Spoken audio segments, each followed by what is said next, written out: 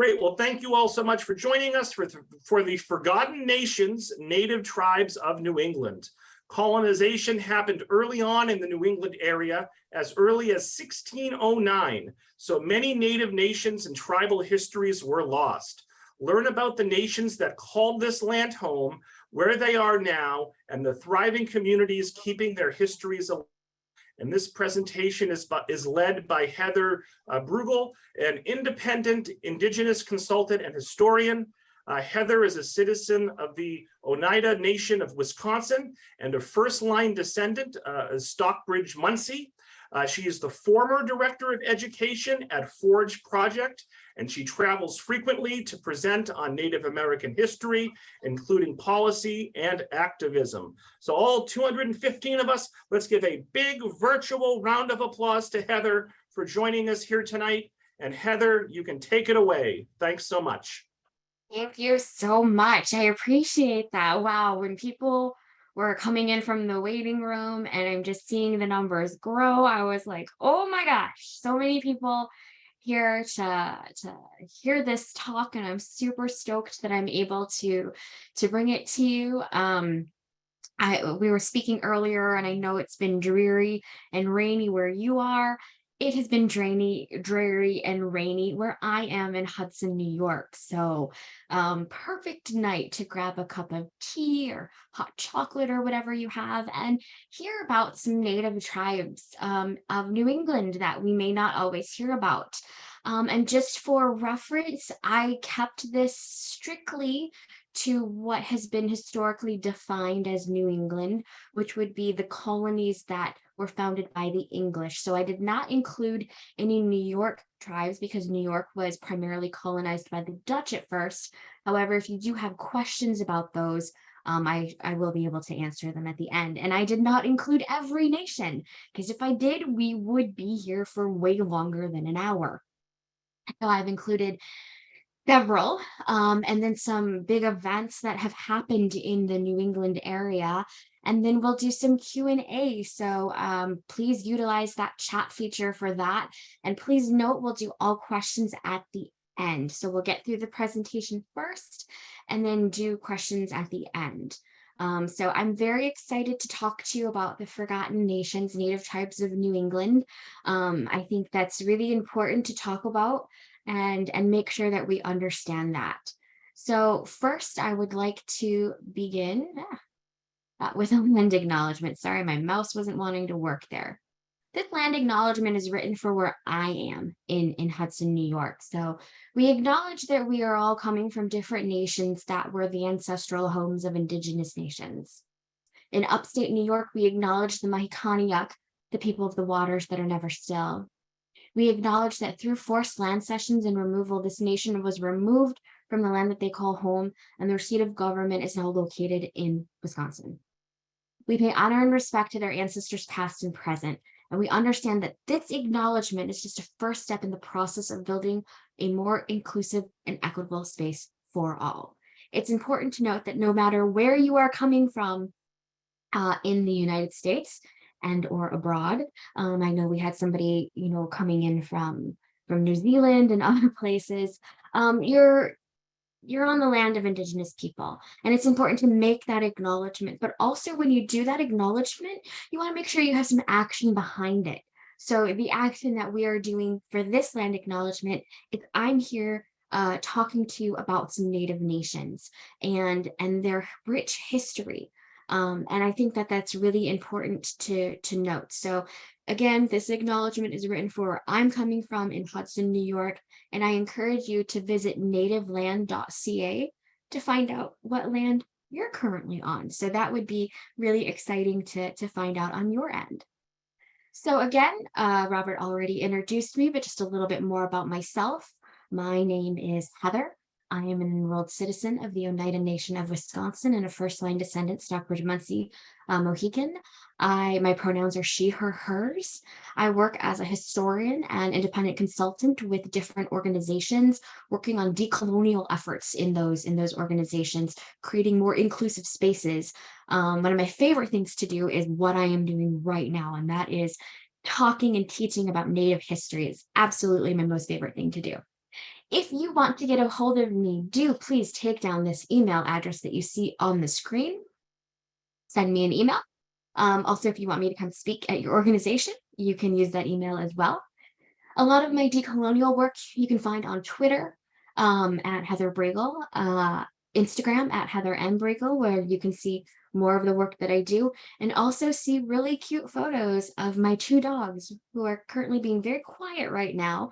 So I will warn you about that. I'm in a little room and I have the door shut, but in case you hear them, they're my 2 little dogs, and you can find them on Instagram as well. Also, to learn more about the work that I do and to support the work that I do, you can visit heatherbruegel.com to learn a little bit more about me. I do want to start out by saying I do not speak for any one tribal nation. I am a historian, so I talk about all broadly across the board. So I don't represent anyone. I am just a historian bringing you some facts and talking about some history. So long before colonists arrived, Native nations in what is now called New England area were the first to call this area home. It's estimated that between 70,000 and 100,000 Indigenous people lived in this area at the start of the 17th century. So in terms of centuries, centuries are always one number ahead. So the 17th century would have been the 1600s. So it's important to note that at the start of that time, there were upwards of 100,000 Indigenous people just in that area, just in that area. The first group of people I want to talk about right now are the Wabanaki Confederacy. They are known as the people of the Dawn Land, and that is pretty on point when you look at the map that's on your screen of the various locations. The Wabanaki Confederacy would be the area in the yellow. So people of the Dawn Land, they were the first to see the light because the sun rises in the east. And fun fact, when we are in ceremony, when we are praying, we pray facing the east because that is where the sun rises. It's the beginning, it's the dawn of a new day. So they were known as people of the Dawn Land. The Confederacy formed around 1860, and this was in response to raids from the Haudenosaunee in Quebec and Ontario. The Haudenosaunee, people of the Longhouse, were also known as the Iroquois Confederacy, Six Nations, what have you. So different names, I tend to refer to them as Haudenosaunee. And I am a citizen of one of those Haudenosaunee tribes, the Oneida Nation. The Confederacy consists of 5 tribal nations, and I would practice the pronunciation of some of these, but chances are I will get them wrong. So if we have anyone in the audience who is part of one of these tribal nations, I apologize if I am mispronouncing the names wrong. But the first we have the Mi'kmaq, the Maliseet, the Passamaquoddy, the Abenaki, and the Penobscot.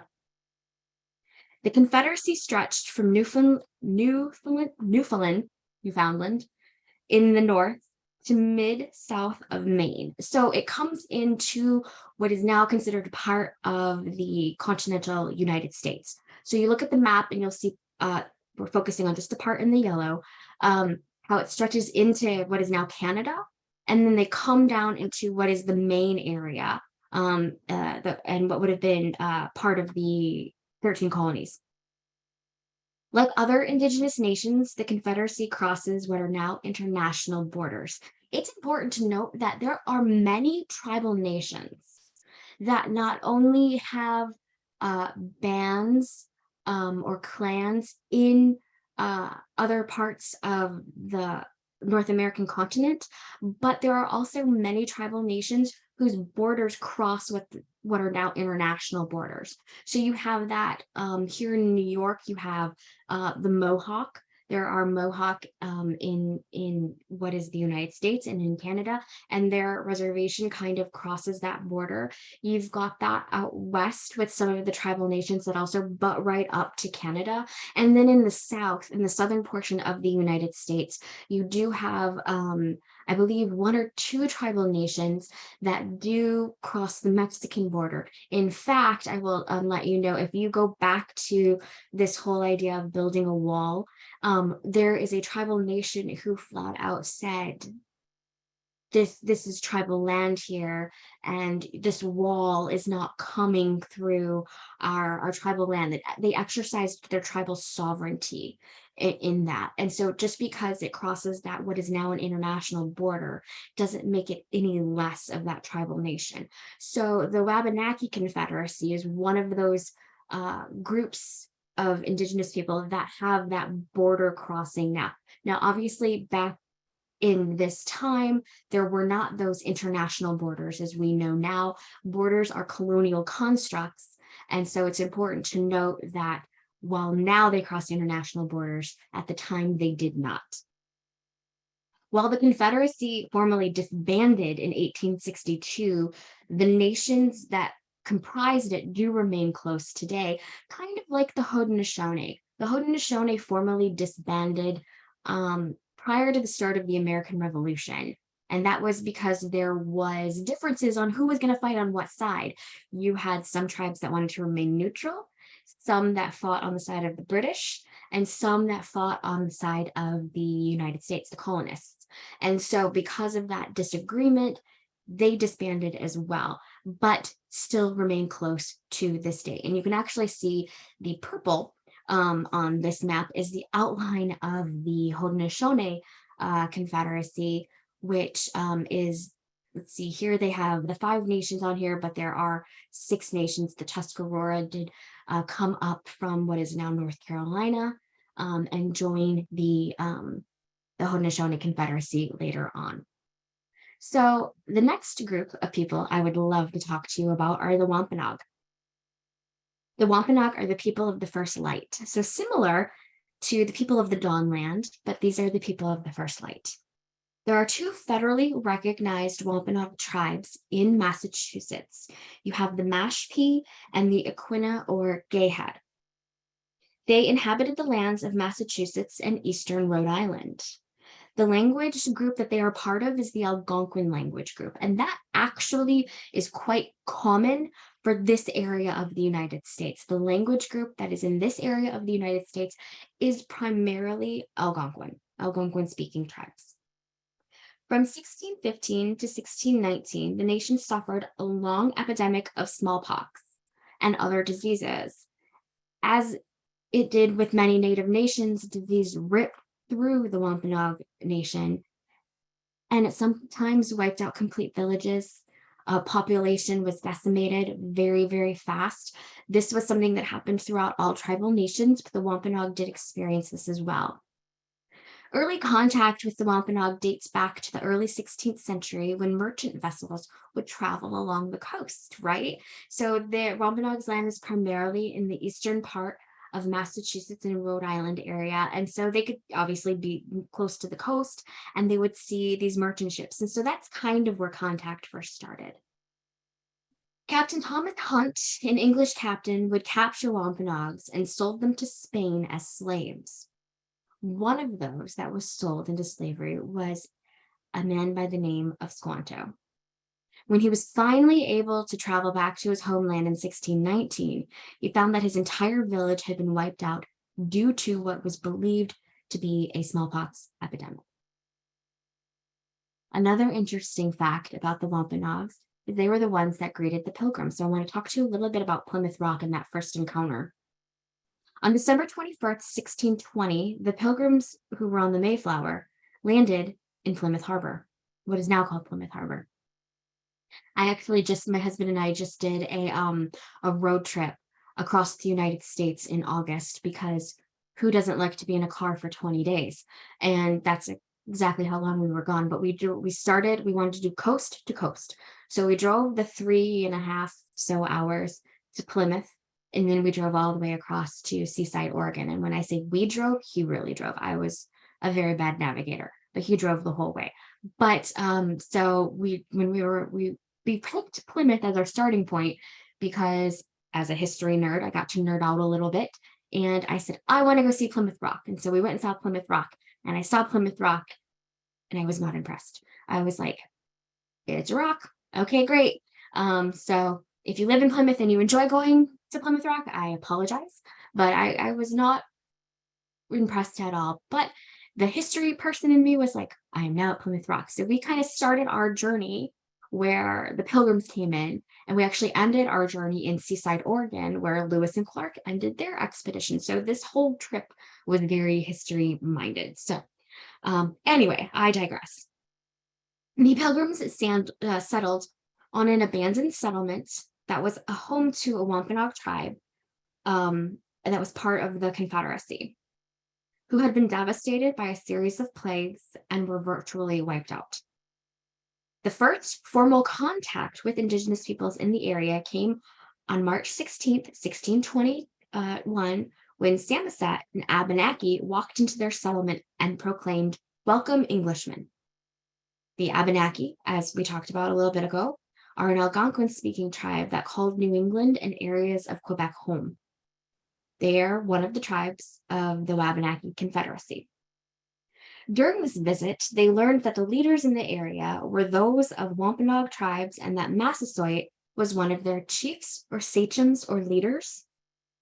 They also learned of Squanto, who was virtually the sole survivor of the plagues that hit his community. Samoset stayed the night in the settlement and agreed to arrange a meeting between the Pilgrims and Massasoit. Massasoit and Squanto were cautious of the Pilgrims. They didn't quite trust them. Who are these people that are coming in? We've never seen you before. You came in on this vessel we don't know of. You speak a language we don't understand. You dress funny. And so they were just a little suspicious of them. Massasoit's first encounter with the English, several of his men had been killed by English sailors. So that was Massasoit's first encounter. So he was leery.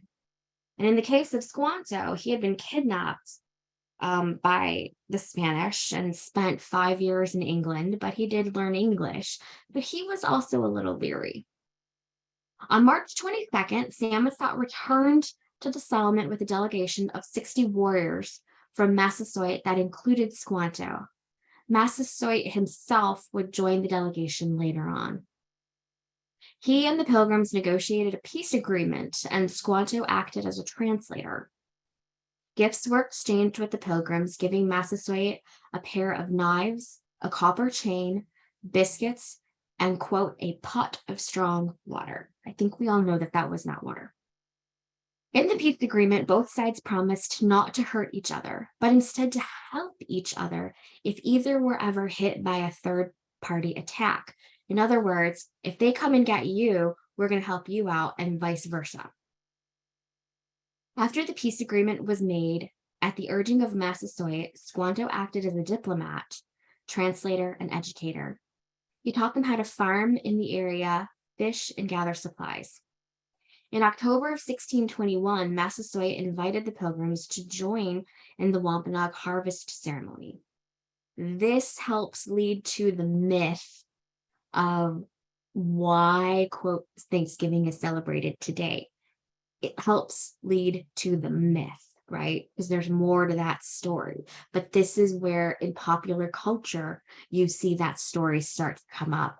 And as a reminder, we're heading into Native American Heritage Month, which is always in November, and Thanksgiving also falls in November. So I do encourage you to do some reading on your own and to find out more about what really went on in that first Thanksgiving ceremony.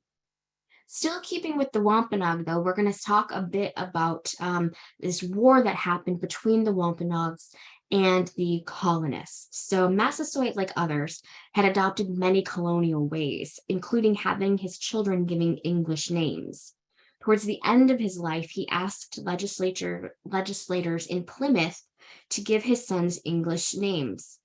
Wamasuda became Alexander, and Metacom was named Philip. When Massasoit died, Alexander became sachem, leader, or chief.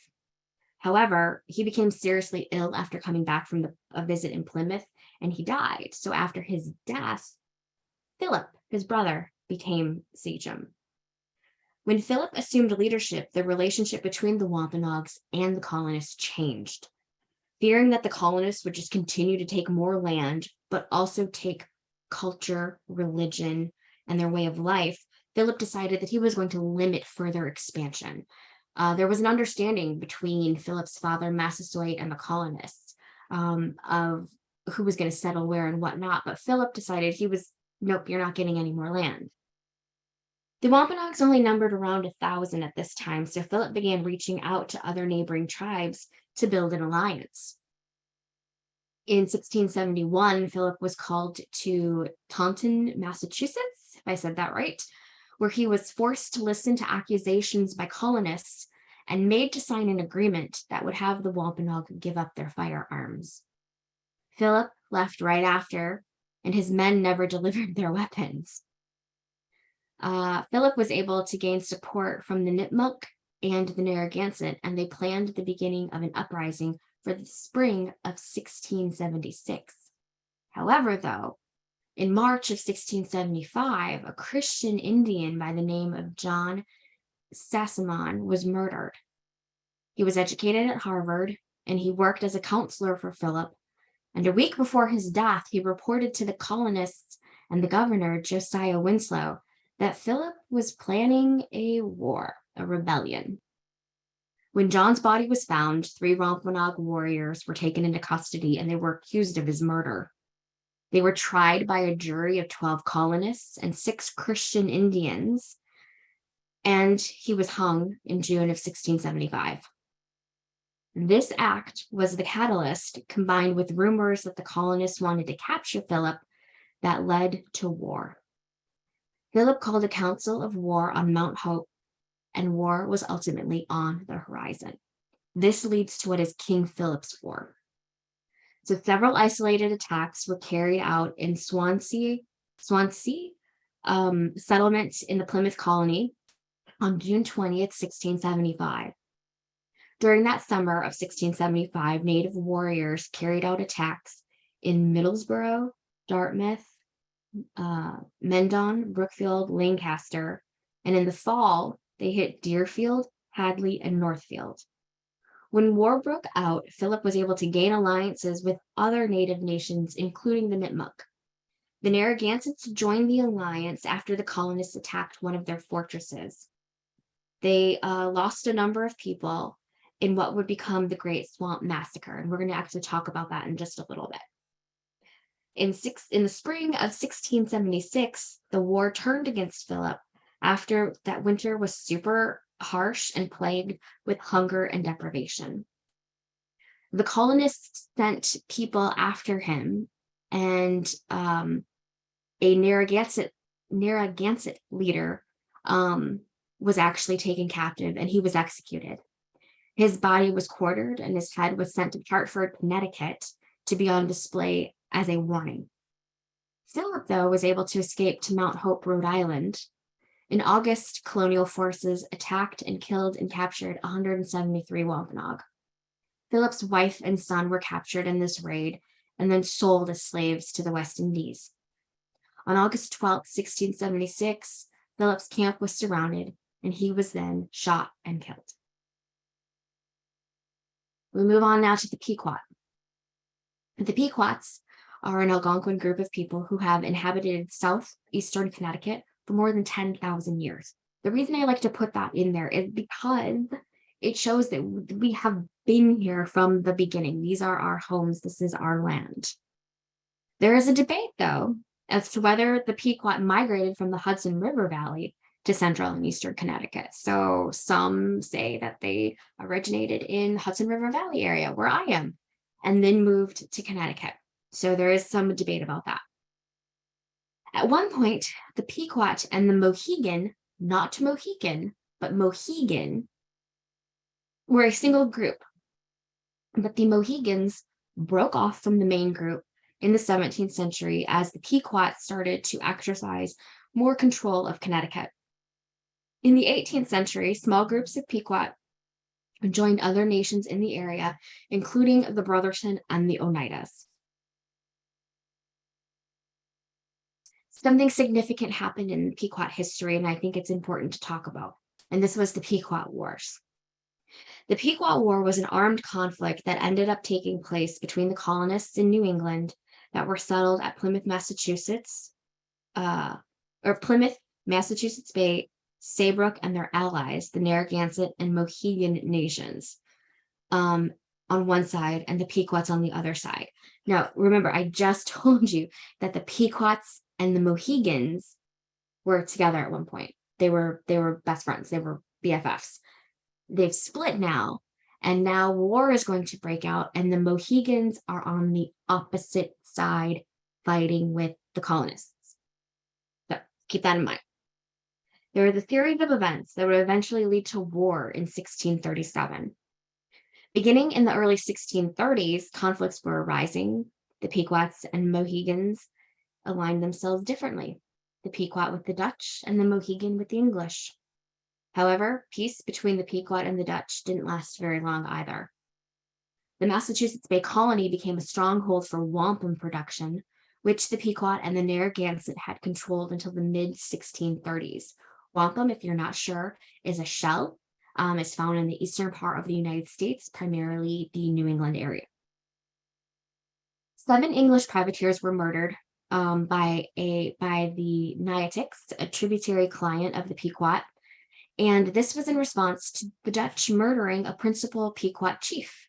They ended up saying they didn't know that the crewmen were English. They thought they were Dutch. There was also a demand for land in Pequot-controlled areas, such as Massachusetts and Connecticut. The areas in question were important because they controlled access to the Connecticut River and that rich valley. In 1634, there was a group of unknown natives who killed slave hunter John Stone of Massachusetts and 8 of his hunting companions. The Puritans then used his death to claim jurisdiction over the Pequot and all of their lands. The Pequots then attacked settlers in Connecticut on Pequot land, and the governor of Massachusetts then organized a military to push the Pequots out. On May 26, 1637, under the lead of Captain John Mason, 90 men, along with 200 Mohegans and Narragansetts, decided to launch a surprise attack and then set fire to a Pequot settlement at Mystic River. Over 700 men, women, and children were killed. Losing men constantly eventually broke the spirit of the Pequot. They eventually decided to flee their lands and seek refuge in the West with the Mohawks. In mid-June, John Mason ended up catching up to those Pequot who were escaping and surrounded them in present-day Fairfield, Connecticut. He eventually would allow a couple hundred to surrender. This was mostly women and children. The Pequot leader at the time and around 8 warriors were able to sneak out, but when they made it to New York, instead of finding refuge with the Mohawks, they were killed instantly. This was essentially the end of the Pequot War. Those who survived the war were sent to live with the Mohegans or the Narragansetts. Others were put on ships and sent to Bermuda as slaves. Many were made to work as servants in English homes in the colony. The colonies declared that the Pequot were now extinct and prohibited them from ever using their name. We know today the Pequots are not extinct, but in the minds of the English colonists, they declared them extinct. So the Pequot Wars were quite harsh. Now we're going to briefly talk about the Narragansett. The Narragansett have traditionally called Rhode Island home. Archaeological evidence shows that the nation established their home in the area more than 30,000 years ago. It was the first written evidence of contact between the nation and colonists or explorers occurred in 1524 when Giovanni de Verancio visited Narragansett Bay and wrote about the large indigenous population that he encountered. More often than not, the tribe would offer protection to smaller tribes in the area. In return, many would pay tribute to the Narragansett.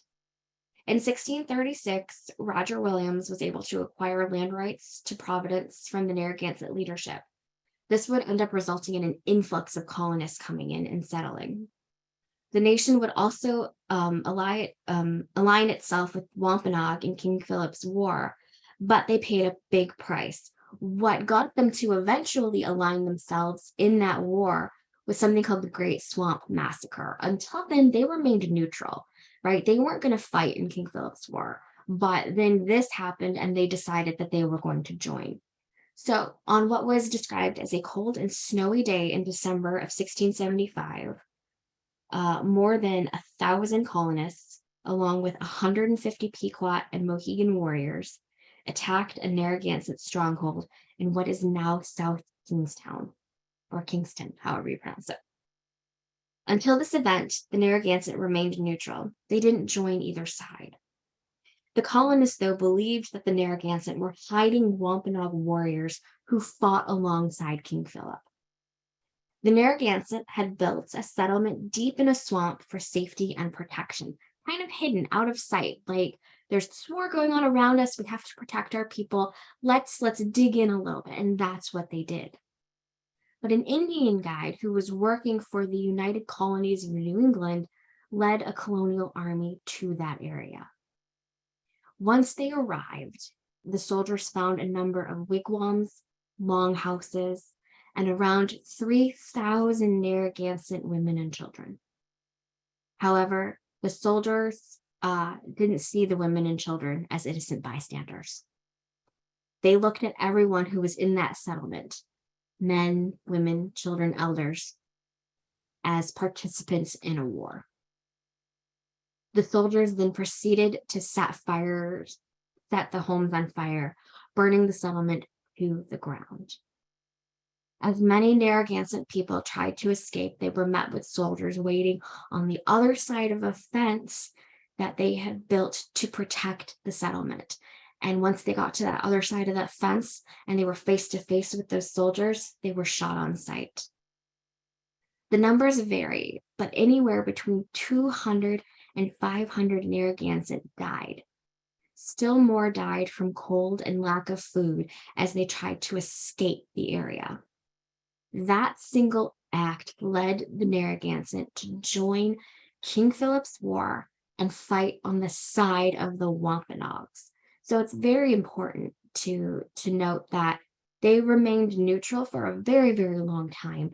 But once this massacre happened, they joined the war and they fought on the side of the Wampanoags. Because it all goes back to King Philip's War. What King Philip's War was about was stopping that push inward of colonists, settlers, invaders, whatever term you want to use, from coming in and taking more land. So much had already been taken from the Wampanoags and other tribal nations in that area that they were like, we need to put a stop to this. Philip Medicom was like, we need to put a stop to this. Yes, my father ruled in this way, but this is how I'm going to do it. And saw it in his best interest doing that. And remember, this is extremely early on. King Philip's War, the Great Swamp Massacre, the Pequot Wars, all happened in the 1600s, right? Colonization on this side of the continent happened in the 1600s. My Mohegan ancestors met Henry Hudson in 1609, right? So that is extremely early in the formation of what would later become the United States. And while many of these wars were meant to put an end to the Native nations in the area, to kind of put a cap on it and say, this is ours, we've solved the quote Indian problem, it didn't.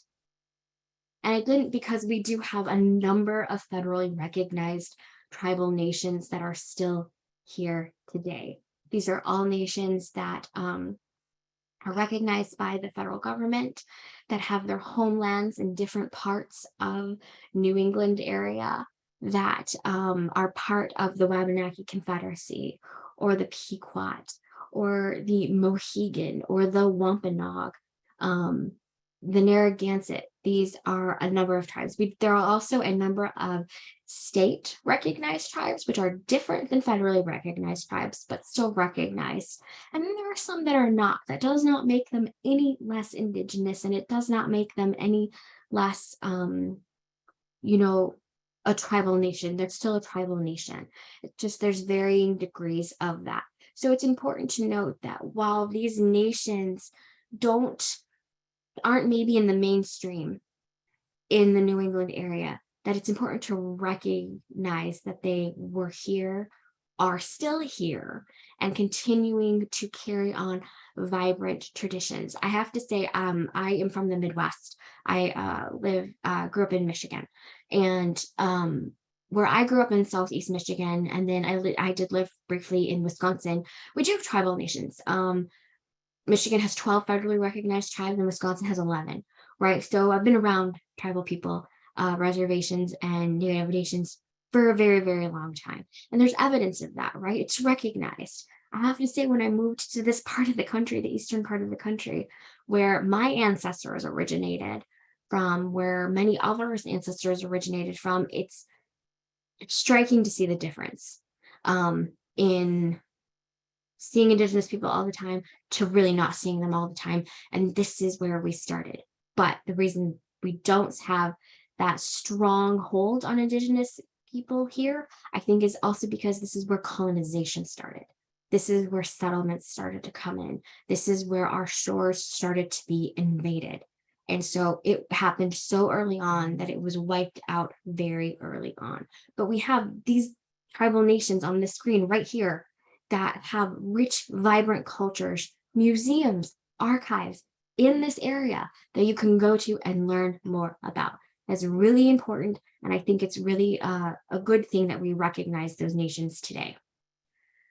Finally, I just wanted to leave you with some suggested readings and documentaries that you may want to check out that cover not just the tribes here in New England, but Indigenous history all across Indian country. So we will start with some books. Well, actually, no, I'm going to tell you, go to the Library of Congress website.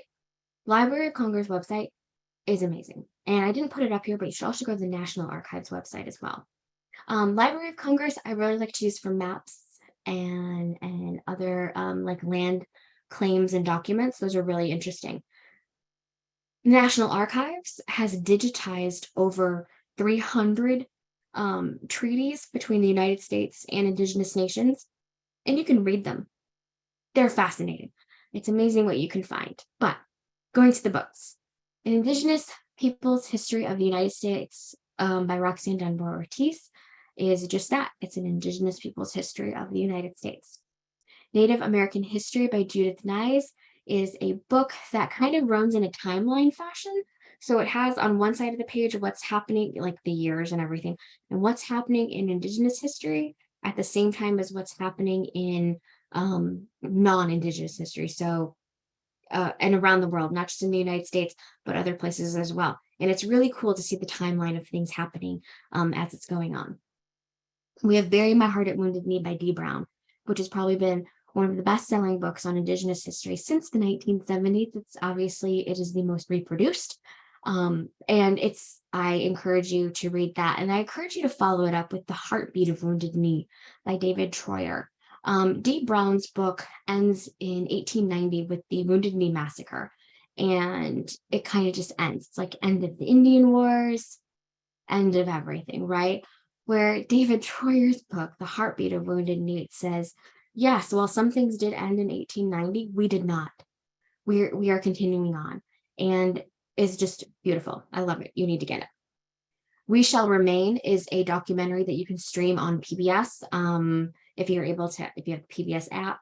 You can also stream it on, I have watched it on Amazon as well, but it is like a 5-part documentary series that goes through the history of Indigenous people. And the first 2 episodes are about the tribes in New England. So I would very much encourage you to watch that.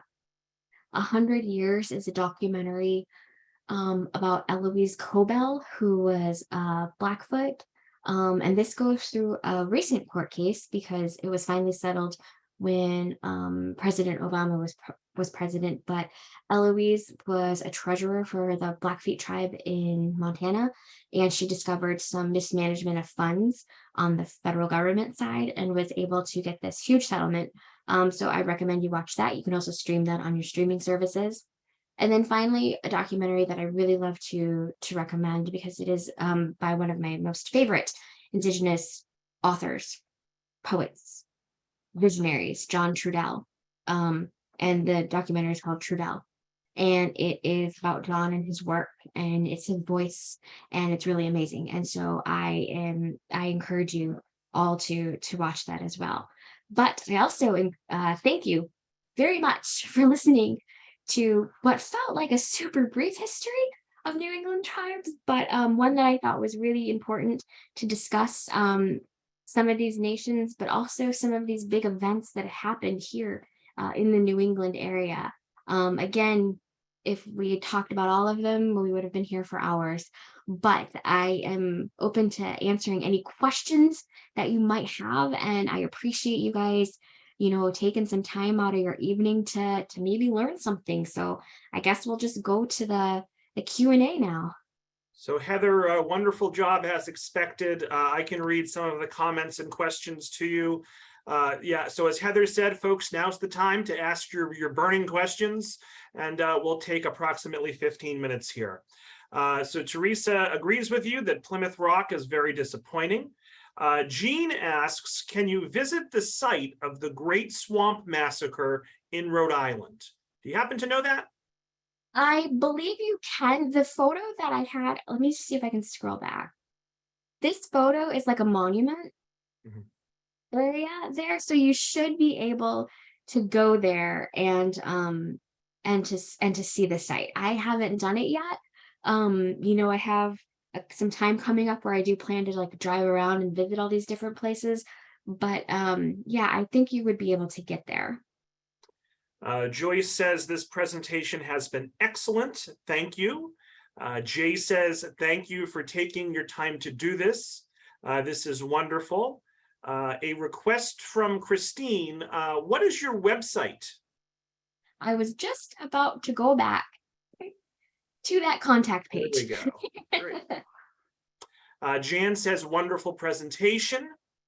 And then let me preface, I'm going to ask some questions here. If I want to apologize in advance if I mispronounce anything or if I say something the wrong way. And I'm just going to read the questions as the folks wrote them. And I don't think anything is meant, if anything is worded the wrong way. I think we're all here for the right reasons.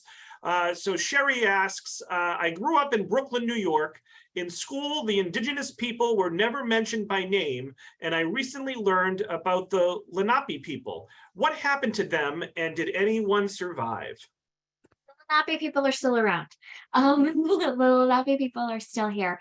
So on my Stockbridge Munsee side, Munsee is a group of Lenape people who spoke the Munsee language, who joined with the Mohicans, Stockbridge Mohicans.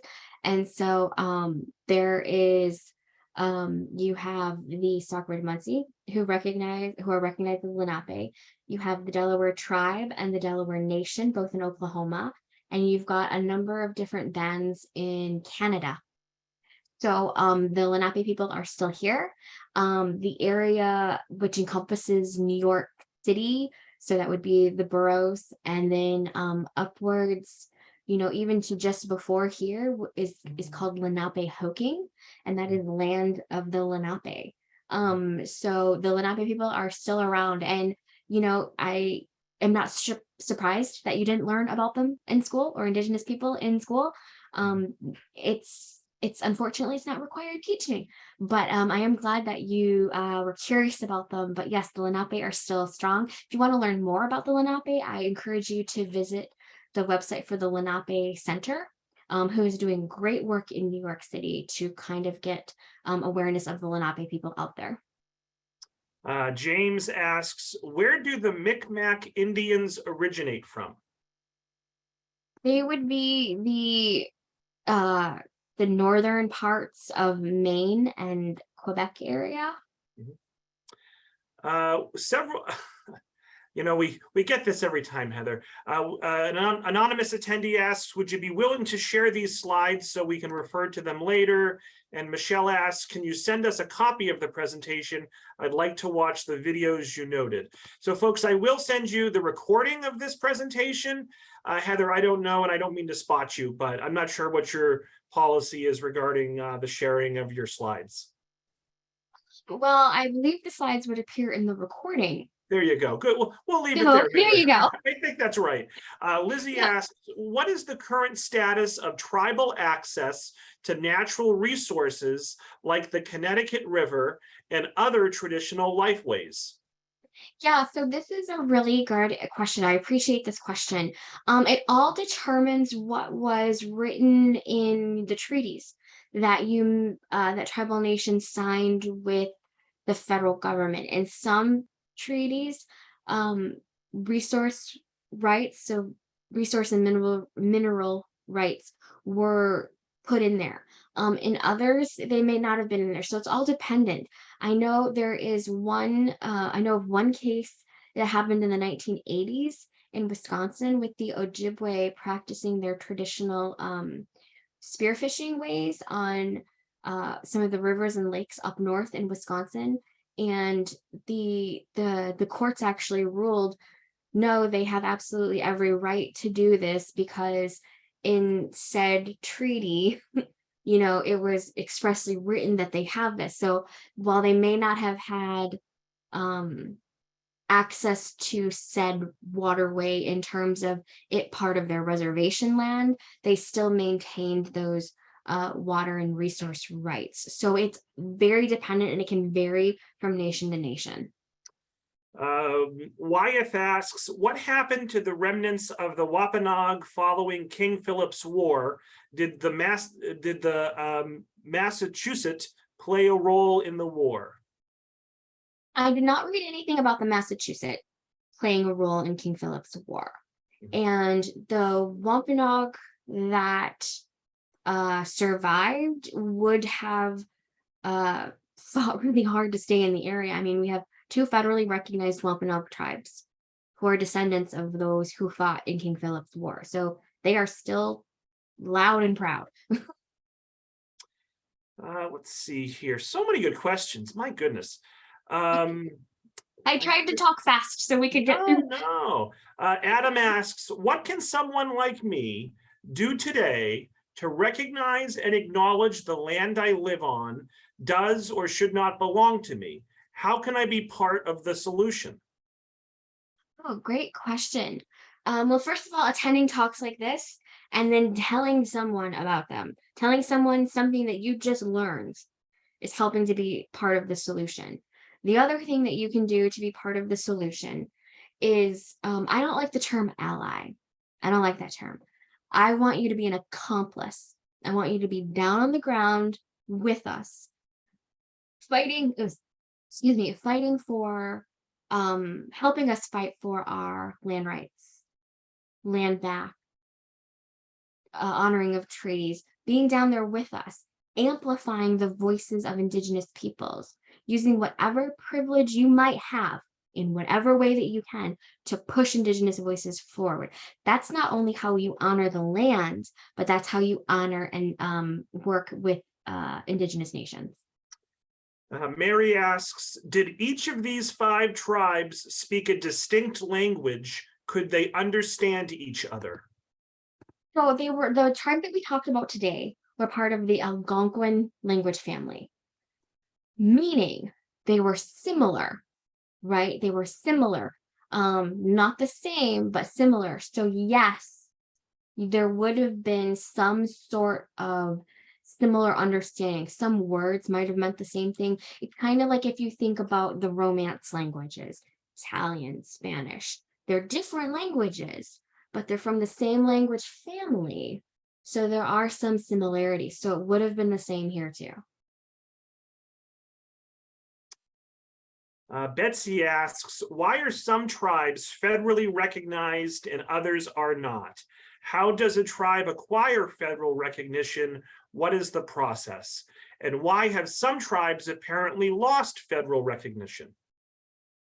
Right. So unfortunately, federal recognition is really at the whim of the federal government. So you can be a tribe that's been recognized for however long. And I don't know if somebody at the Bureau has a bad day, not that this would happen, but if somebody at the Bureau has a bad day, they could just take it away. In order to become a federally recognized tribe, there is a plethora of bureaucratic paperwork that you have to go through. It is a process. There are some tribes who have been applying for 20 plus years to be federally recognized. And so it's a long process that you have to make sure that there are absolutely no flaws on your application. You have to make sure that your periods are in the right place and your I's are dotted and your T's are literally crossed.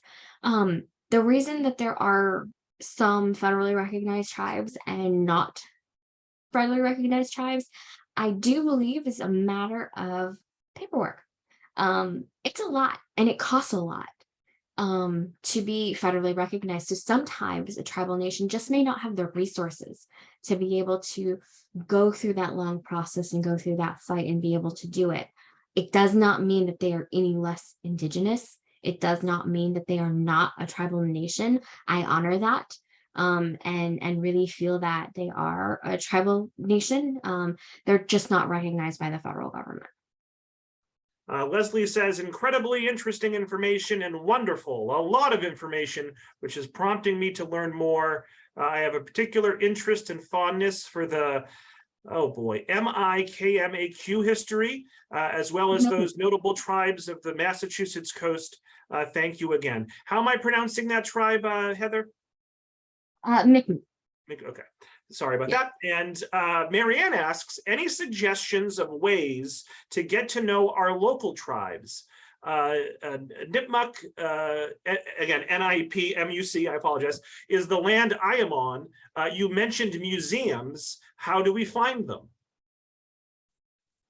Well, we all carry computers in our pockets. You can Google them. The Pequot have a very cool museum in Connecticut in the eastern part of Connecticut. The Narragansett, I believe, have one in Rhode Island. Obviously, tribal nations of the Wampanoag, I believe, have one as well. But it's just a matter of, just showing up to things. A lot of tribes put on and celebrate tradition and culture with a powwow. Those are open to the public, right? You do not have to be a tribal citizen or a member of a tribal nation in order to attend those. Go to them, learn, watch the dancing, eat the amazing food, be in awe of the great Indigenous artists and vendors that are there. Purchase those goods. Go online, go to the tribal websites specifically and read about the history of those tribes. Go to their museums if they have them. It's very easy to become involved, and you don't have to feel like, if you're waiting for an invitation, stop waiting, just go and do. But also be respectful when you're in those spaces. And if you're wanting to do work with an Indigenous nation, come to the table already knowing part of that history. Don't put your education on somebody else. Come to the table already knowing something, but just be involved, just go, do, and be, and you will be embraced. Noel says, many thanks for your time in this presentation. I am an Oklahoma Choctaw living in Boston and appreciate learning more about the land I inhabit. James says, thank you very much for this educational presentation. It was very good. Michelle says, thank you so much for continuing to make sure people remember us. Catherine says, to give a shout out to some excellent museums, including the Abe Museum, ABBE, in Bar Harbor, Maine, the Hudson Museum in Orono, ORONO, Maine, and the Plymouth Pawtuxet Museum in Plymouth, Mass. Hopefully I got most of that correct. Let me jump back to the questions. Whoa, look at the time. So folks, we're going to wrap up in the next 5 minutes or so. Let Heather know in the chat how much you enjoyed tonight's presentation. And as we start to wind down, let me just ask a couple more questions. An anonymous attendee asks, do Native American tribes live together in communities on their own, or are they part of non-Native communities? Well, I live in Hudson, New York, and I do not live on a res. So I am a city Indian, an urban Indian. You don't have to live on a reservation, but you can. There are a number of reservations across the United States where they're just like any other communities that you would see. They're like your neighborhood, right? Um, they are different in some ways, but in terms of, living, you can live wherever you want. You're not confined to a reservation. We haven't been confined to reservations since the early 1900s. Mary wants to know, who is your favorite Indigenous poet? Honestly, I really do like John Trudell. He's probably one of my favorite. And thank you for a wonderful presentation, says an anonymous attendee. Are there any genealogical or family history websites that you would recommend for Native American ancestry?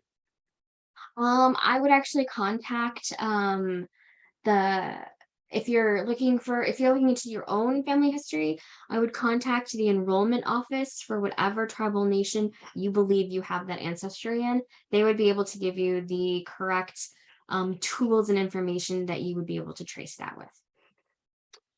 All right, so I am going to make sure to save this chat, Heather, so you see the literally dozens and dozens of positive comments folks are leaving you.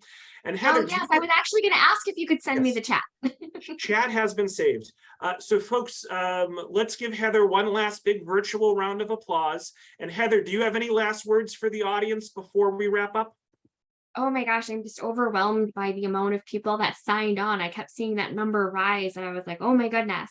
But just thank you guys so much. I can see that there's a hunger for this history, and I'm just really glad that I'm able to stand on the shoulders of my ancestors and help bring this to you and remind you that we are still here, we are still thriving, and we're not going anywhere. And so I just appreciate it, and thank you for hosting. I really do appreciate that.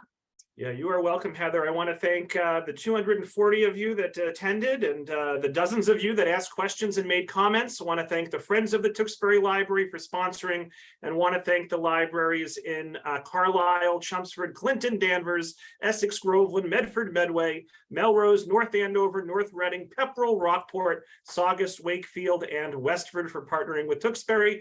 Look for an email for those watching live. Look for an email from me tomorrow with the recording, the feedback survey, and some information about some other upcoming virtual Native American history programs. So thank you again, Heather, and I hope everyone has a great night. Thank you. Thank you. Bye-bye.